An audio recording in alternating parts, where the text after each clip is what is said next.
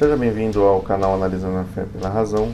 No vídeo que eu faço hoje com o título Como ser gay e cristão ao mesmo tempo, farei uma abordagem sobre a relação de cristianismo, Bíblia, Igreja e Jesus sobre a questão da homossexualidade. Porém, antes de entrar no vídeo em questão, gostaria de pedir, se fosse possível, de você se inscrever no canal, ativar o sininho com as notificações e deixar aquele like maroto se você gostar do vídeo, beleza? Caso for negativar o vídeo, ponha nos comentários com fundamento o porquê que você não gostou do vídeo. Toca a vinheta.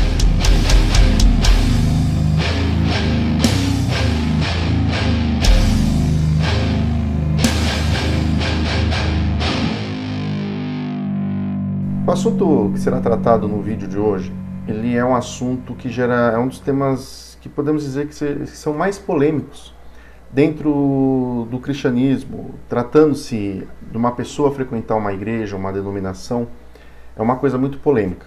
É conhecido, né, muito bem conhecido na história do cristianismo, que a homossexualidade nunca foi algo bem visto dentro do cristianismo, dentro da igreja. Obviamente, como o cristianismo ele é uma religião que possui diversas divisões, né, diversas separações, você tem hoje em dia, principalmente com o protestantismo, diversas vertentes diferentes uma das outras, e nessas diferenças há divergências, né, entre uma igreja e outra, entre um movimento e outro. E o que a gente pode se deparar com hoje em dia? Com igrejas que aceitam homossexuais assim tranquilamente. Então você tem hoje igreja aí para quem é gay, né, para o homem que gosta de outro homem, para a mulher que gosta de outra mulher. E ela pode frequentar, essas pessoas podem frequentar tais denominações, tais igrejas, sem problema nenhum, frequentar numa boa.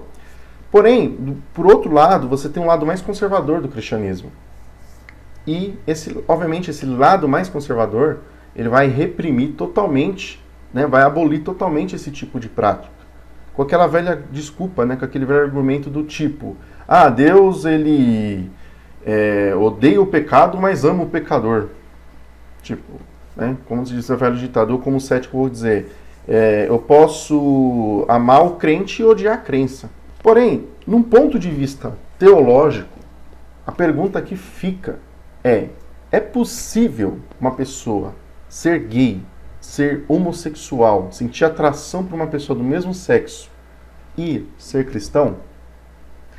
Para responder essa pergunta de forma séria, cética e racional, que é o que eu sempre trato aqui no canal Analisando a Fé pela Razão, eu dividi esse vídeo em 3 tópicos. Questão do cristianismo, a religião em si, a Bíblia, que é o livro sagrado do cristianismo, e, obviamente, a pessoa de Jesus Cristo. Na questão da igreja, do cristianismo, a religião, todo mundo sabe que mais de 95% das igrejas, incluindo a Igreja Católica, né, que é a principal igreja cristã que você tem no mundo, e também incluindo a Igreja Ortodoxa, eles obviamente não apoiam a questão da prática homossexual. Inclusive, homossexuais, eles eram, há tempos atrás, era até passível de morte, né, de exclusão total. De forma alguma, o homossexual ele era aceito dentro de igrejas. Hoje em dia, a Igreja Católica ela já abraça mais, né? Ela aceita um pouco mais a chegada do homossexual, porém, obviamente, é tido que é necessário ele se arrepender de tais desejos, de tais práticas. Como também muitas igrejas evangélicas. As igrejas evangélicas, hoje em dia, protestantes, elas têm uma tolerância com os homossexuais, certo? Porém, é batido muito em cima que é necessário que quem é homossexual, deixe essa prática, porque isso não agrada a Deus, né? Principalmente a igreja protestante, que ela vai ter uma ligação muito mais forte com a Bíblia, obviamente, incentivar com que o homossexual ele se torne uma pessoa hétero. E aí que entra o ponto em questão. Por quê? Porque para alguns religiosos, o homossexualismo ele é tratado até mesmo como uma doença. E o homossexualismo não é uma doença, certo? É uma coisa natural. Eu, por exemplo, eu sou hétero, né? Eu sou homem, eu gosto de mulher. Mas eu respeito os homossexuais. Embora muitas coisas que homossexuais fazem, né? A postura, aquela postura de gaysismo, digamos assim, eu particularmente não acho legal. Né? Eu acho legal assim, o homem, se ele é homossexual, ele não tem que deixar de ser homem porque ele é homossexual, certo? Ele pode continuar tendo suas responsabilidades.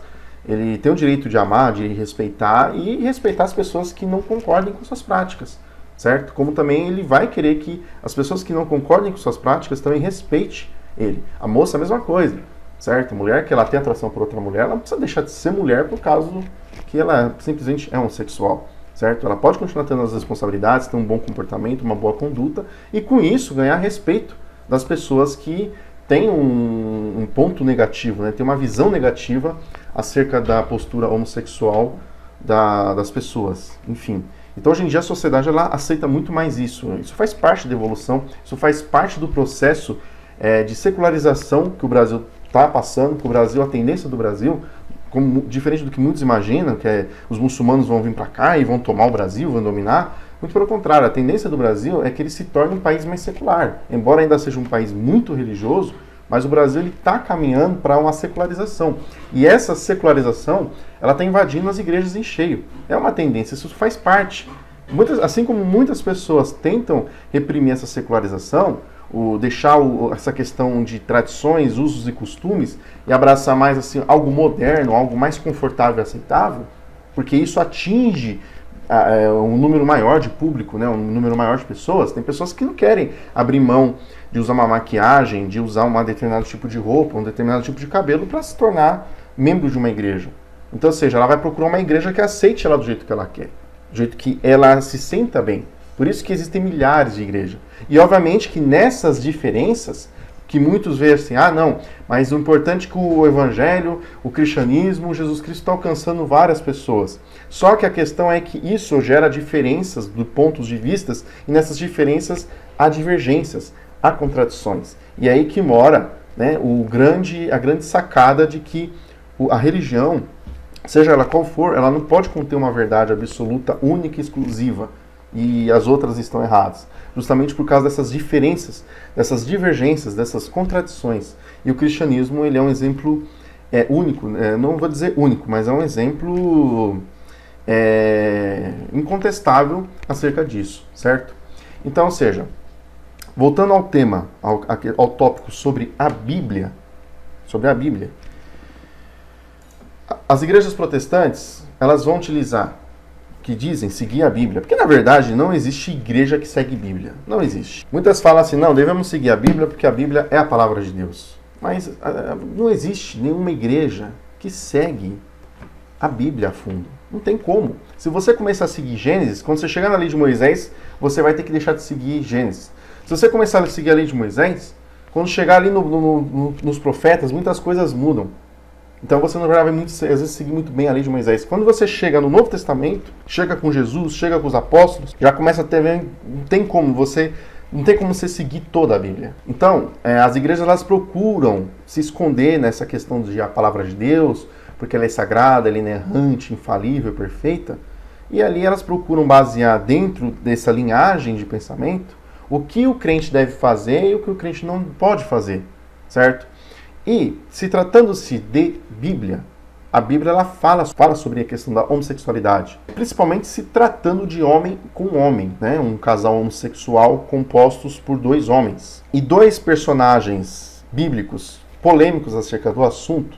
Se você é crente, se você é cristão e frequenta uma igreja, certo? Se você conversar com o seu líder religioso, ali, o seu pastor, o seu presbítero, o padre, enfim, em questões bíblicas, ele vai apontar dois personagens que falam contra, né, a prática da homossexualidade. O primeiro deles no Antigo Testamento é a questão de Moisés, né? Moisés aqui no Antigo Testamento, em Levítico 18, verso 22, ele fala o seguinte: não se deite com um homem como com quem se deita com uma mulher. Né? Isso é algo repugnante, algo inaceitável. É algo que não deve ser praticado. A primeira repressão sobre isso está ligada com a figura de Moisés. Só que o que muitos pastores ignoram é que esse texto de Levítico 18, se você ler ele todo na íntegra, você vai ver que, inclusive eu tenho até vídeos aqui no canal que tratam sobre o assunto, você vai ver que ele traz diversas regras acerca da prática da vida sexual. Né? Eu, particularmente, até apelido o capítulo de Levítico 18 como o livro das regras sexuais. Aliás, né? Como o capítulo das regras sexuais. Só que o detalhe que muitos ignoram é que esse conjunto de regras que deveria ser seguido pelas pessoas, deveriam ser seguidos pelas pessoas, pelo povo hebreu, pelo povo de Israel. Se você lê os livros de Levítico, quando Deus dá uma instrução por intermédio de Moisés, ele fala, ó povo de Israel. Deus não fala assim, ó povo do Brasil, ó povo do mundo todo, ó todas as pessoas que vivem sobre o planeta Terra, ó povo do Chile, ó povo da China, ó povo de Marte. Não, é ó povo de Israel.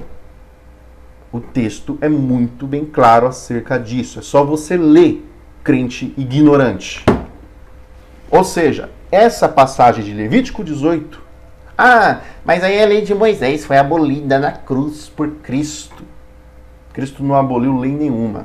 Eu já tenho vídeos aqui no canal explicando sobre isso. Aí é uma das maiores mentiras do apóstolo Paulo e que as igrejas apregam isso. A lei de Moisés, ela não foi algo instituída para o mundo, foi instituída para um povo, era a constituição de um povo. Qual povo? O povo hebreu, o povo de Israel. Ó povo de Israel, ouça a voz do Senhor, teu Deus. O Deus do Antigo Testamento, o Deus de Moisés, era o Deus de um povo, e não era um Deus de um mundo. Isso fique bem claro, certo? O povo de Israel, eles tinham uma missão, que era ser um modelo a ser seguido por outras nações, de como se venerar um único Deus, uma ideia monoteísta, de um Deus vivo, poderoso, verdadeiro e único. Então, Jesus ele não veio nada, essa mentira do apóstolo Paulo de que Jesus veio abolir a lei, Jesus nunca falou isso. Você pode ler nos 4 evangelhos, eu desafio qualquer crente a me mostrar uma passagem dentro do evangelho que Jesus fala que aboliu a lei. Mas ele cumpriu. Sim, ele cumpriu porque ele realizou a lei. Embora Jesus não realizou lei nenhuma, né? Jesus ele fez modificações ao gosto dele e transgrediu diversas leis, né? Mas enfim, isso aí é tema para outro vídeo. Então, ou seja, Levítico 18, se o teu pastor, se o teu padre, vou para falar principalmente os pastores, né? Porque o padre, se você conversar com um padre católico, o católico ele é menos incoerente, por quê? Porque a igreja católica, o católico, ele segue a tradição. A Bíblia faz parte da tradição. Só que não é a palavra de maior autoridade. A maior autoridade é a tradição, que é as leis da igreja. Então, ou seja, a tradição, se você ler, por exemplo, o catecismo, lá fala sobre a questão da homossexualidade. Então, o padre ele vai se basear principalmente no catecismo, porque o católico ele segue o catecismo. Ele segue a tradição. A Bíblia faz parte da tradição. Eles não seguem unicamente a Bíblia. Então, o católico ele não tem coerência, certo? Agora, para quem é protestante, para quem vai numa igreja que segue somente a Bíblia, que não segue porcaria nenhuma, né? É pura hipocrisia. Essa que é a grande verdade. O cristão, no caso, quando ele é protestante, eles vão usar basicamente isso, Levítico 18. Mas para quem é mais daquele movimento da graça, de Novo Testamento, porque tem ciência que o Antigo Testamento está repleto e recheado de textos absurdos, ilógicos e irracionais, então procura se apegar somente ao Novo Testamento, obviamente eles vão para a figura do apóstolo Paulo, né? Em 2 Coríntios capítulo 6, Paulo diz o seguinte entre o verso 9 e 10. Vocês não sabem que os perversos não herdarão o reino de Deus? Não se deixe enganar, nem imorais, nem idólatras, nem adúlteros, nem homossexuais passivos ou ativos.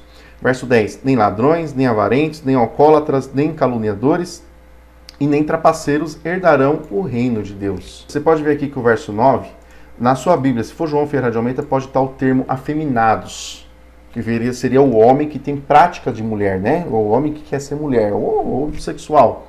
Então, ou seja, Paulo aqui, ele condena esse tipo de prática para a igreja de Corinto no primeiro século. Vou falar bem claro, para a igreja de Corinto no primeiro século. Jesus, ele nunca falou isso. Essas leis aqui, essa listinha de pessoas que vão herdar o reino dos céus, aliás, né, essa lista de pessoas que não herdarão o reino dos céus, isso aqui é uma teologia de Paulo. Jesus nunca falou isso.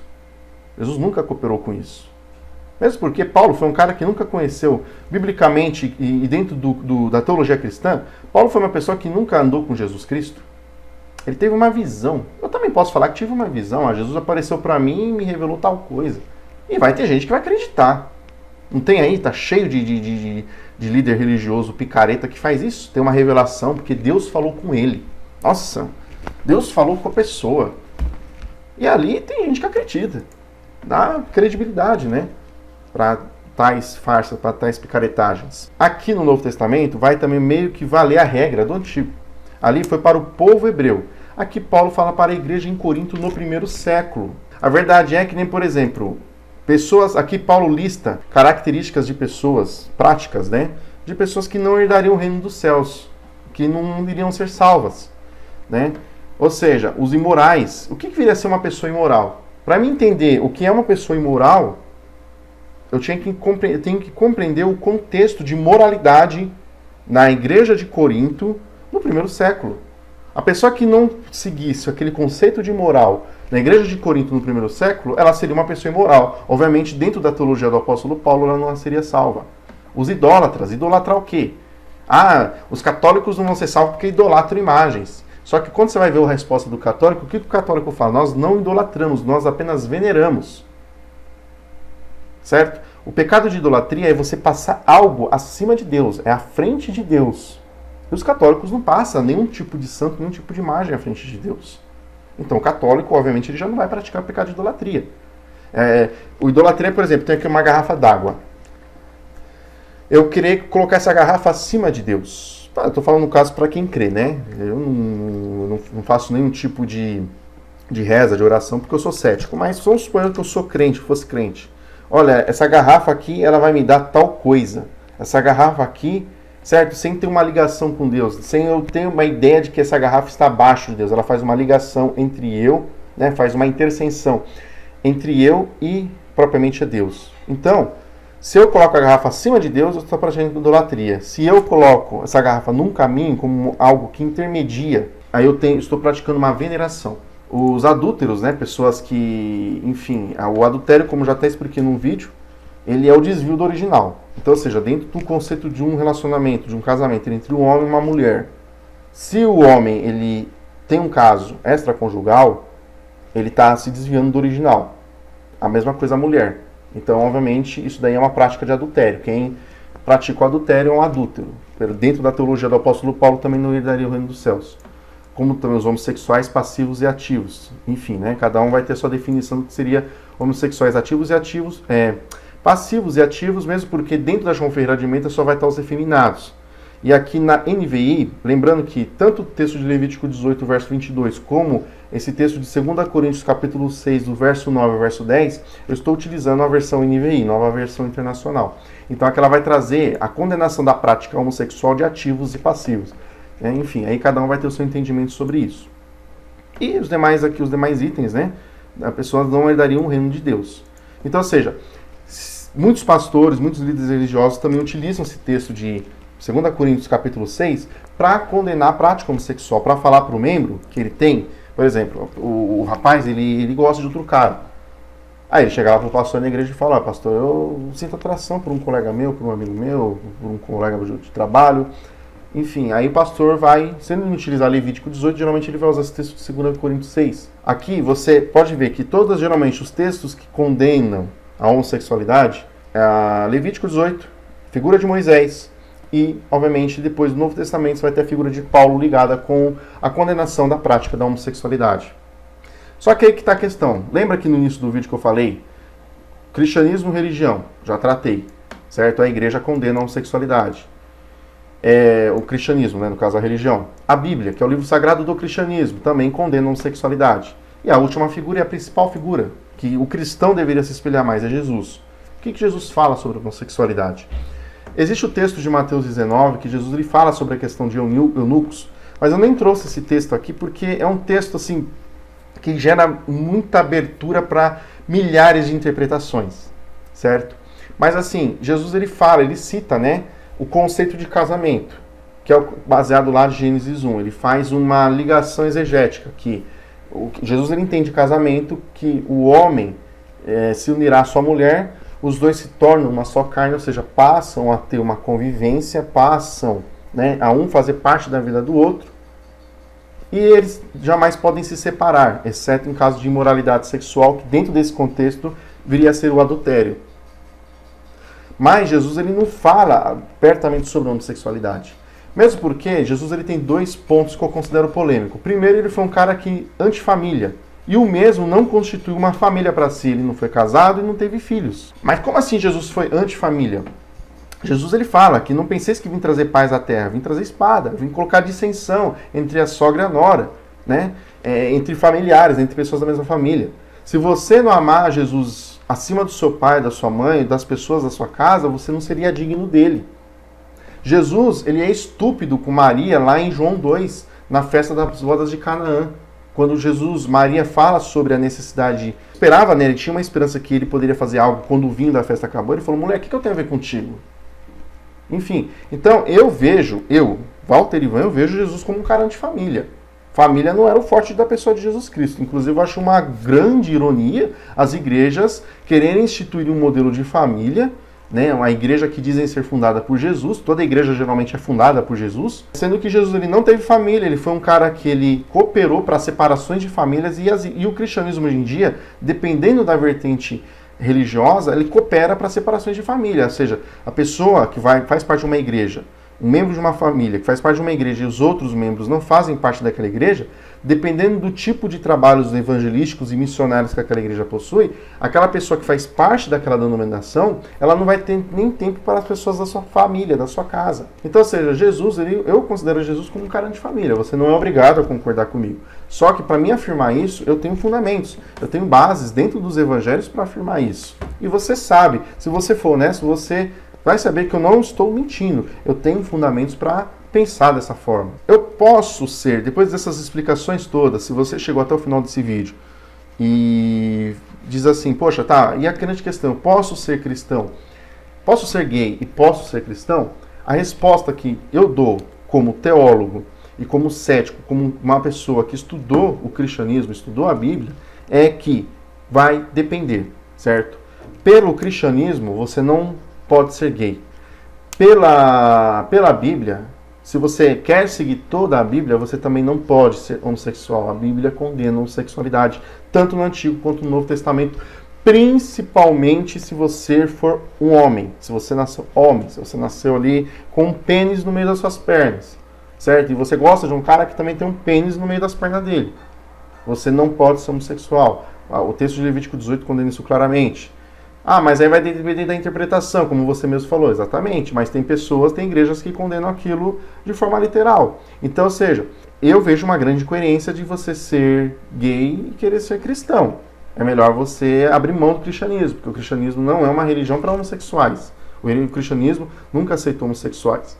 Ah, mas essas igrejas que estão aí agora, o que acontece? Essas igrejas que atualmente estão aceitando homossexuais, tem pastores ou pastoras gays, né, lésbicas, nada mais é do que a gente costuma dizer aqui no canal, eu e o nosso amigo professor Eustáquio, que assim o homem ele cria deuses, de acordo com a sua imagem, semelhança, conveniências e interesses. O cristão, o protestante, o evangélico, ele cria o seu Jesus de acordo com a sua imagem, semelhança, conveniência e interesse. Ou seja, o que viria a ser criar a sua imagem? Ele imagina um Jesus como ele. Semelhança. A mesma coisa, né? A imagem e semelhança é uma coisa ligada uma com a outra. Conveniências. É um Jesus que me entende. Ah, eu sou gay, eu gosto de outro cara. Mas Jesus me entende, Jesus me aceita do jeito que eu sou. Entendeu? Ele me apoia. Ele me ama da forma que eu sou. Ou seja, eu preciso de um bem-estar. Eu preciso de ir numa igreja para me sentir bem. São pessoas que se enquadram no que eu chamo de vício religioso. Ela vai lá na igreja, geralmente essas igrejas que apoiam, têm portas abertas para homossexuais e falam que eles não estão errados de serem homossexuais, geralmente são igrejas não pentecostais.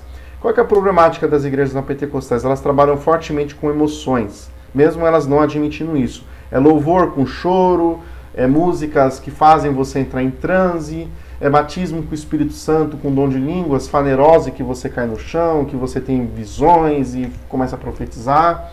Então isso, para as pessoas que não conseguem encarar a realidade da vida, Isso daí faz um bem para ela. Poxa, eu tava triste, fui na igreja, fiquei feliz de ter ido na igreja. Ah, mas eu sou homossexual, sou gay, mas lá na igreja que eu vou eles me aceitam, porque o meu pastor ele é casado com outro cara.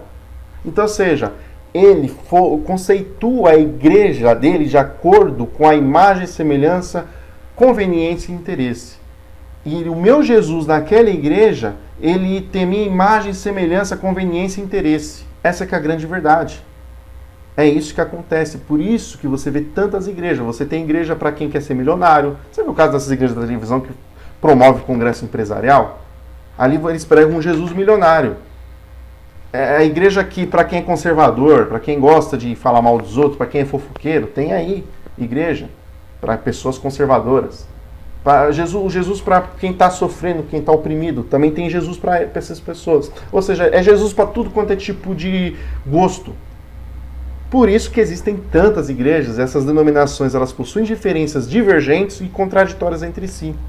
Por quê? Porque o cristão, o líder religioso, as pessoas que são cristãs, elas conceituam a sua igreja, o seu Jesus, de acordo com a sua imagem, semelhança, conveniência e interesse. Muito obrigado a todos pela atenção. Dúvidas, críticas, elogios, sugestões, os comentários estão abertos. Um forte abraço e paz.